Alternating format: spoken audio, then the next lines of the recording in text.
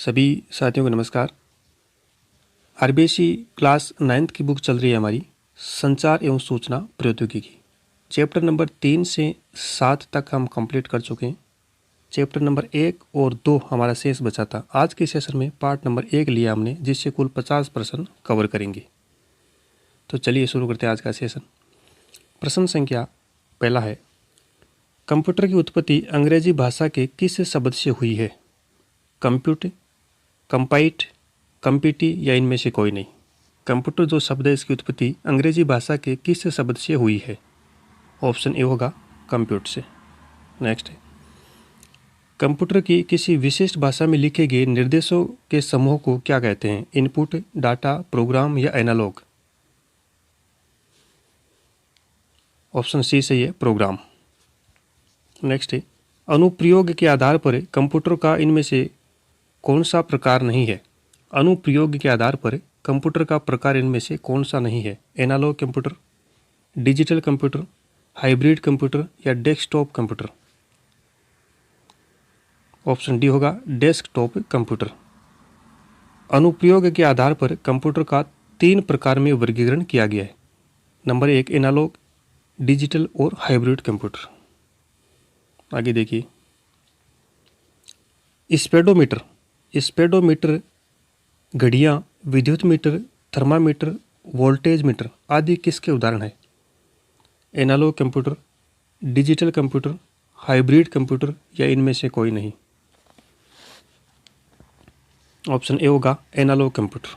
Next है, निम्नलिखित में से असत्य विकल्प का चयन कीजिए। ऑप्शन ए है, एनालॉग कंप्यूटर अंकों पर कार्य न करते हुए भौतिक रूप से उपलब्ध डाटा पर सीधे कार्य करते हैं। ऑप्शन बी है, डिजिटल कंप्यूटर अंकों पर कार्य करते हैं। ऑप्शन सी, हाइब्रिड कंप्यूटर का उपयोग चिकित्सा के क्षेत्र में खूब हो रहा है। और ऑप्शन फोर्थ है, एनालॉग कंप्यूटर में सभी डाटा व निर्देश एक साथ इनपुट किए जाते हैं। तो असत्य विकल्प का हमें चयन करना है। तो ऑप्शन नंबर 4 असत्य है। यहाँ पे एनालॉग कंप्यूटर में सभी डाटा व निर्देश एक साथ इनपुट किए जाते हैं, ये डिजिटल कंप्यूटर होगा। एनालॉग कंप्यूटर में नहीं, डिजिटल कंप्यूटर में सभी डाटा व निर्देश एक साथ इनपुट किए जाते हैं। आगे देखिए, आकार के आधार पर कंप्यूटर को कितने प्रकारों में वर्गीकृत किया गया है? 2, 3, 4 या 5? ऑप्शन सी है 4। आकार के आधार पर कंप्यूटर को 4 प्रकार में वर्गीकृत किया गया। कौन सा? Number 1 micro computer, mini computer, main frame computer और सुपर कंप्यूटर, ये 4 प्रकार है। अगला क्वेश्चन, छोटे कार्यालयों, विद्यालयों, घरों में सामान्यतः किस प्रकार के कंप्यूटर काम में लिए जाते हैं? Micro computer, mini computer, main frame computer या सुपर कंप्यूटर? ए होगा माइक्रो कंप्यूटर। माइक्रो कंप्यूटर को पर्सनल कंप्यूटर यानी पीसी भी कहते हैं। Desktop computer, laptop computer, palmtop computer, notebook computer और टैबलेट कंप्यूटर आदि इसके उदाहरण हैं। किसके? माइक्रो कंप्यूटर के। अगला सवाल, सामान्यतः किस प्रकार के कंप्यूटर का उपयोग बड़े कार्यालयों, बैंक आदि में किया जाता है? किस प्रकार के कंप्यूटर का उपयोग बड़े कार्यालयों, बैंक आदि में किया जाता है? मिनी कंप्यूटर का। नेक्स्ट है, IBM 4300, IBM 4381, VAX 8882, 8842 आदि किस प्रकार के कंप्यूटर के उदाहरण है? Micro computer, mini computer, main frame computer या super computer? Option C, main frame computer. Next अगला क्वेश्चन, किस प्रकार के कंप्यूटर का उपयोग प्राय रेलवे, आरक्षण बीमा कंपनियों, अनुसंधान संस्थानों व बड़े व्यावसायिक संगठनों में किया जाता है? Micro computer, mini computer, main frame computer या इनमें से कोई नहीं? Option C, main frame computer. Super computer का उपयोग भी वैज्ञानिक अनुसंधान संगठनों, मौसम की भविष्यवाणी, अंतरिक्ष अनुसंधान एवं प्रयोगशालाओं तथा रक्षा संगठनों आदि में किया जाता है। सुपर कंप्यूटर का उपयोग भी इन चीज़ों में होता है। नेक्स्ट है, परम, CRAY, NEC, CDC आदि किस प्रकार के कंप्यूटर के उदाहरण है?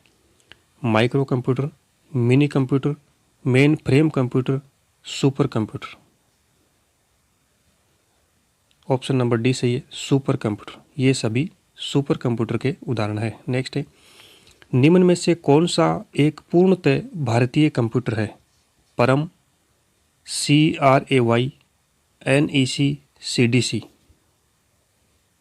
ऑप्शन ए सही है, परम। परम एक पूर्णतः भारतीय कंप्यूटर है। नेक्स्ट है, निम्नलिखित में से असत्य विकल्प कौन सा है? ATM, automatic teller machine, DTP, desktop publishing, CAD, computer aided designing और CBT, computer based training. Computer based training, कौन सा विकल्प यहाँ पे असत्य है ये बताना है। तो ऑप्शन फोर्थ होगा CBT, कंप्यूटर बेस्ड ट्रेनिंग। यहाँ पे कंप्यूटर बेस्ड ट्रेनिंग नहीं होगा, टीचिंग होगा, कंप्यूटर बेस्ड टीचिंग। नेक्स्ट है, कंप्यूटर की विशेषता है सक्षमता, स्वचालन, संग्रह क्षमता, व्यापक उपयोगिता या उपयुक्त सभी। फोर्थ सही है, उपयुक्त सभी। नेक्स्ट है, निम्नलिखित में से असत्य विकल्प का चयन कीजिए। ऑप्शन ए है, कंप्यूटर में बहुत ही तीव्र गति से कार्य करता है। कंप्यूटर बहुत ही तीव्र गति से कार्य करता है। ऑप्शन बी, कंप्यूटर से प्राप्त परिणाम हमेशा शुद्ध होते हैं। ऑप्शन सी, कंप्यूटर में सोचने व समझने की क्षमता होती है। और ऑप्शन डी, कंप्यूटर में भी मानव मस्तिष्क की तरह स्मरण शक्ति होती है। असत्य विकल्प का चयन करना है। तो ऑप्शन डी सही होगा, कंप्यूटर में भी मानव मस्तिष्क की तरह स्मरण शक्ति होती है। ये ऑप्शन गलत है। नेक्स्ट आगे देखिए, ENIAC और EDVAC किस पीढ़ी के प्रमुख कंप्यूटर है? ENIAC और EDVAC किस पीढ़ी के प्रमुख कंप्यूटर थे? प्रथम पीढ़ी, द्वितीय पीढ़ी, तृतीय पीढ़ी या चतुर्थ पीढ़ी? प्रथम पीढ़ी के। नेक्स्ट है, 1947 में बेल लेबोरेटरीज द्वारा किसका आविष्कार किया गया? 1947 में बेल लेबोरेटरीज द्वारा किसका आविष्कार किया गया? ट्रांजिस्टर, टेलीविजन, टेलीफोन या कंप्यूटर? ट्रांजिस्टर का। कंप्यूटर के विकास क्रम में प्रथम पीढ़ी के कंप्यूटर का समय काल है। कंप्यूटर के विकास क्रम में प्रथम पीढ़ी के कंप्यूटर का समय काल क्या है? 1942 से 55। और द्वितीय पीढ़ी का 1955 से 64, तृतीय पीढ़ी का 1964 से 75, चतुर्थ पीढ़ी का 1975 से 89। और कंप्यूटर के विकास क्रम में कुल 5 पीढ़ियाँ हैं। 5वीं पीढ़ी 89 से वर्तमान तक जारी है। तो इस प्रश्न में ऑप्शन ए सही है। नेक्स्ट है, IBM 70 series, IBM 1600 series, IBM 3600 आदि किस पीढ़ी के कंप्यूटर थे? प्रथम पीढ़ी, द्वितीय पीढ़ी, तृतीय पीढ़ी या चतुर्थ पीढ़ी? बी होगा द्वितीय पीढ़ी। नेक्स्ट है, क्वेश्चन नंबर 20, किस पीढ़ी के कंप्यूटरों में बड़े पैमाने के लिए एकीकृत परत वेरी लार्ज स्केल इंटीग्रेटेड प्रयुक्त हुए हैं? प्रथम पीढ़ी, द्वितीय पीढ़ी, तृतीय पीढ़ी या चतुर्थ पीढ़ी? डी होगा चतुर्थ पीढ़ी।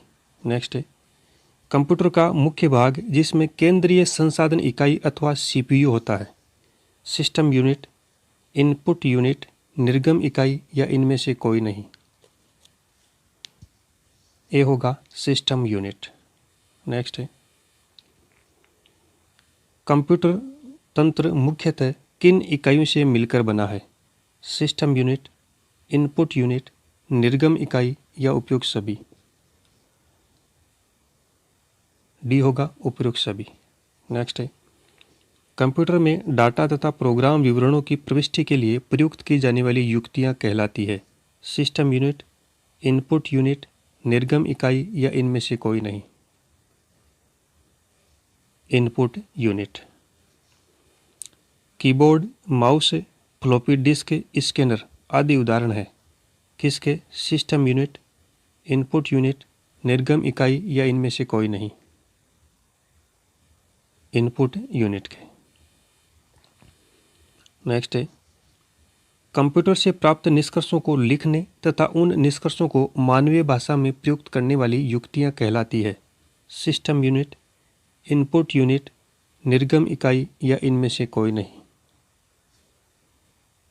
निर्गम इकाई, आगम इकाई को इनपुट इकाई कहते हैं और निर्गम इकाई को आउटपुट यूनिट।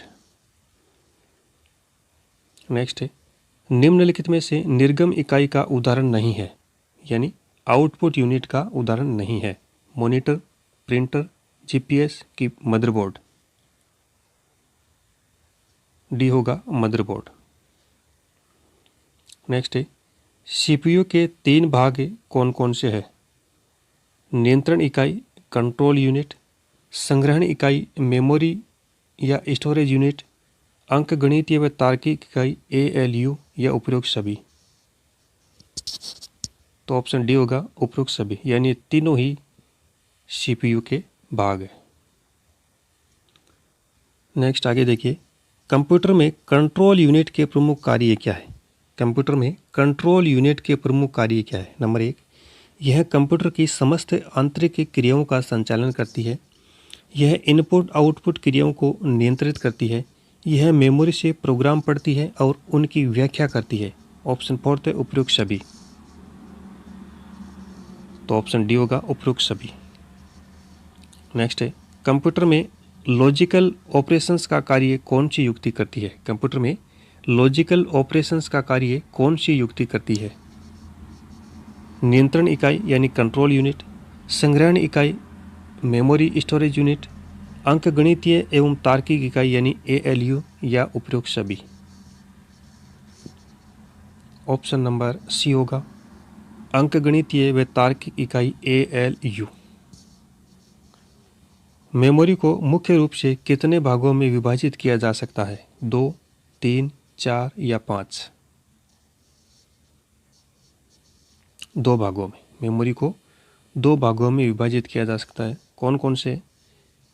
एक तो मुख्य मेमोरी यानी मेन मेमोरी, इसके 2 भाग है। फिर मेन मेमोरी के फिर 2 भाग है, रैम और रोम। रैम अर्थात रैंडम एक्सेस मेमोरी, जिसको अस्थायी मेमोरी कहा जाता है, और रोम अर्थात रीड ओनली मेमोरी, जिसको स्थायी मेमोरी कहा जाता है। और दूसरा भाग है बाह्य मेमोरी। तो कंप्यूटर के मुख्य भाग 2 हो गए, मुख्य मेमोरी और बाह्य मेमोरी, यानी मेन मेमोरी और एक्सटर्नल मेमोरी। नेक्स्ट है, प्रोम, ईप्रोम और ईईप्रोम किसके भाग है? रैम, रोम, बाह्य मेमोरी या एएलयू? बी होगा रोम। ये तीनों रोम के भाग हैं। यानी रोम 3 प्रकार की होती है, प्रोम, ईप्रोम और ईईप्रोम। प्रोम का अर्थ programmable read only memory, EPROM अर्थात erasable programmable read only memory, और ईईप्रोम अर्थात electrically erasable programmable read only memory. तो ये फुल फॉर्म इनका ध्यान रखिएगा। आगे चलते हैं। क्वेश्चन नंबर 32, निम्नलिखित में से सही विकल्प का चयन कीजिए। ऑप्शन ए है, मेमोरी में सूचना बिट के रूप में संग्रह की जाती है। कंप्यूटर की पूरी आंतरिक क्रिया बाइनरी अंक प्रणाली पर आधारित है और बाइनरी अंक प्रणाली में केवल 2 ही अंक 0 अथवा 1 होते हैं, या उपरोक्त सभी। तो डी होगा उपरोक्त सभी, अर्थात ये तीनों कथन सही है यहाँ पे। नेक्स्ट है क्वेश्चन नंबर 33, निम्नलिखित में से सही विकल्प का चयन कीजिए। एक बिट का मान 0 अथवा 1 ही हो सकता है। 8 बिट से मिलकर 1 बाइट का निर्माण होता है। कंप्यूटर में सभी डाटा 0 अथवा 1 में ही संग्रहित होता है, या उपरोक्त सभी। तो ऑप्शन डी सही है, तीनों विकल्प यहाँ पे सही है। नेक्स्ट है, निम्नलिखित में से सही विकल्प का चयन कीजिए। मेमोरी की सबसे छोटी इकाई बिट है। 4 बिट के समूह को निब्बल कहते हैं। टेराबाइट यानी टीबी मेमोरी की सबसे बड़ी इकाई है। उपरोक्त सभी।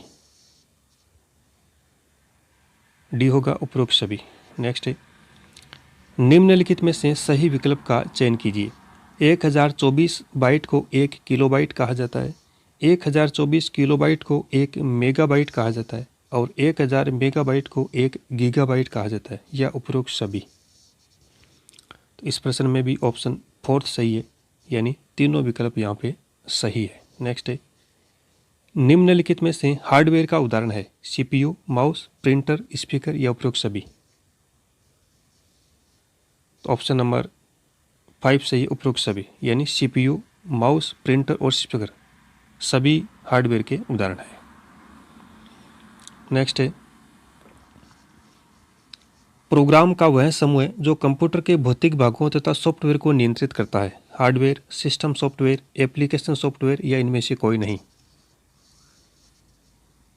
बी होगा सिस्टम सॉफ्टवेयर। सिस्टम सॉफ्टवेयर प्रोग्रामों का वह समूह है जो कंप्यूटर के भौतिक भागों तथा सॉफ्टवेयर को नियंत्रित करता है। आगे देखिए क्वेश्चन नंबर 38 और 39। सिस्टम सॉफ्टवेयर के कार्य दिए हुए हैं। पहला है, सिस्टम सॉफ्टवेयर अन्य सभी सॉफ्टवेयरों का निष्पादन करता है। दूसरा है, यह उपयोगकर्ता तथा कंप्यूटर हार्डवेयर के मध्य संबंध स्थापित करता है। तीसरा है, इसका उपयोग विभिन्न सॉफ्टवेयरों के निर्माण के लिए किया जाता है। चौथा है, कंप्यूटर स्रोतों जैसे memory, processor, input output device को नियंत्रित करता है। तो यहाँ पे इमेज लगाई हुई है प्रश्न बनाने की जगह। तो ये सभी सिस्टम सॉफ्टवेयर के कार्य, इनको एक बार आप देख लीजिएगा। नेक्स्ट है, सिस्टम सॉफ्टवेयर में अग्रलिखित प्रोग्राम शामिल होते हैं। सिस्टम सॉफ्टवेयर में कौन कौन से प्रोग्राम शामिल है? देखिए, ऑपरेटिंग सिस्टम है, यूटिलिटी प्रोग्राम है, प्रोग्रामिंग भाषाएं हैं और भाषा संसाधक है। तो यहाँ से भी एक बढ़िया प्रश्न बन सकता है। इनमें से 3 विकल्प ये दे देंगे और चौथा कोई दूसरा भी दिया जा सकता है। आगे देखिए क्वेश्चन नंबर 40। कंप्यूटर भाषाओं को मुख्यतः 3 भागों में बांटा गया है। कौन कौन सी? देखिए, नंबर 1 है मशीन भाषा, जिसको निम्न स्तरीय भाषा कहा जाता है, यानी लो लेवल लैंग्वेज, और इसे बाइनरी भाषा भी कहा जाता है। दूसरी देखिए संयोजन भाषा, इसको असेंबली भाषा कहा जाता है, मिडिल लेवल लैंग्वेज। नेक्स्ट तीसरी उच्च स्तरीय भाषा, हाई लेवल लैंग्वेज। तो ये थोड़ा ध्यान रखिएगा, कंप्यूटर भाषाओं को मुख्यतः 3 भागों में बांटा गया है। आगे देखिए, भाषा संसाधक यानी लैंग्वेज ट्रांसलेटर के प्रमुख उदाहरण है कंपाइलर, इंटरप्रेटर, असेंबलर, उपरोक्त सभी। ऑप्शन 4 सही है, उपरोक्त सभी। कंपाइलर, इंटरप्रेटर और असेंबलर ये तीनों भाषा संसाधक के उदाहरण है। Question number 42। कंप्यूटर और उपयोगकर्ता के बीच योजक कड़ी है। CPU, ALU, ऑपरेटिंग सिस्टम या सिस्टम सॉफ्टवेयर? सी होगा सिस्टम सॉफ्टवेयर। ऑपरेटिंग सिस्टम का प्रमुख कार्य है स्मृति प्रबंधन, फाइल प्रबंधन, यूजर इंटरफेस, यूटिलिटी या उपरोक्त सभी? उपरोक्त सभी। हार्डवेयर तथा सॉफ्टवेयर के मध्य एक सेतु का कार्य करता है। हार्डवेयर तथा सॉफ्टवेयर के मध्य एक सेतु का कार्य कौन करता है? CPU, ALU, ऑपरेटिंग सिस्टम या system software? Operating system. Next है क्वेश्चन नंबर 45। निम्नलिखित में से सिंगल यूजर ऑपरेटिंग सिस्टम का उदाहरण है? विंडोज, लाइनेक्स, उपरोक्त दोनों या इनमें से कोई नहीं? तो ए होगा विंडोज। विंडोज एक सिंगल यूजर ऑपरेटिंग सिस्टम का उदाहरण है। नेक्स्ट, निम्नलिखित में से मल्टी यूजर ऑपरेटिंग सिस्टम का उदाहरण है? विंडोज, लाइनेक्स, उपरोक्त दोनों या इनमें से कोई नहीं? तो इसमें ऑप्शन बी होगा लाइनेक्स। लाइनेक्स एक मल्टी यूजर ऑपरेटिंग सिस्टम का उदाहरण है। नेक्स्ट, प्रोग्राम जो कंप्यूटर के विभिन्न भागों के रख रखाव तथा मरम्मत का कार्य करते हैं? यूटिलिटी प्रोग्राम, ऑपरेटिंग सिस्टम और सिस्टम हार्डवेयर या इनमें से कोई नहीं? तो ऑप्शन ए होगा यूटिलिटी प्रोग्राम है कंप्यूटर के विभिन्न भागों के रख रखाव तथा मरम्मत का कार्य करते हैं। तो साथियों, ये थे कुल 47 प्रश्न आज के सेशन में। पार्ट नंबर 1 था कंप्यूटर का सामान्य परिचय। अब इस बुक में दूसरा पार्ट बचा है सिर्फ, जिसके प्रश्न हम अगले वीडियो में देखेंगे।